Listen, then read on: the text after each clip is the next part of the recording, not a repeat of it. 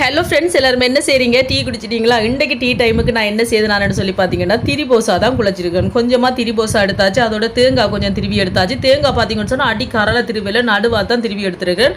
அதோட கொஞ்சமாக சீனியும் போட்டு நல்லா கலந்து விட்டுட்டு அங்கர் பால் கொஞ்சம் சுடு தண்ணிட்டு நல்லா ஆற்றி வச்சிருக்கேன். அதையும் சேர்த்து நல்லா கலந்து அது காணாட்டிக்கு கொஞ்சமாக தண்ணியும் சேர்த்து வடிவாக கலந்து குழச்சி உருண்டை பிடிச்சி எடுக்க வேண்டியதான். எனக்கு நீங்கள் சொல்லியிருந்தீங்க அங்கர் பால் சேர்த்து குழச்சி பாருங்கக்கா நல்லா இருக்குமெண்டு. அதே மாதிரி இன்றைக்கு ட்ரை பண்ணினா சூப்பராக வந்துச்சு ஃப்ரெண்ட்ஸ். இதை மாதிரி உங்களுக்கு தெரிஞ்ச சின்ன சின்ன டிப்ஸ் நீங்கள் எனக்கு சொல்லித்தாங்க. எனக்கு தெரிஞ்சதெல்லாம் நான் உங்களுக்கு சொல்லித்தரேன், சரியா?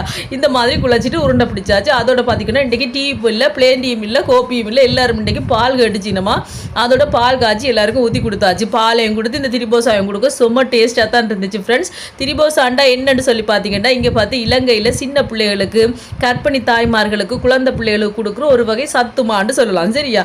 அதுதான் திரிபோசா. இனி இதை தான் நாங்கள் சாப்பிட்டு நல்லா இருந்துச்சு. வீடியோ பிடிச்சிருந்தா மறக்காம சேனலை சப்ஸ்கிரைப் பண்ணுங்கள்.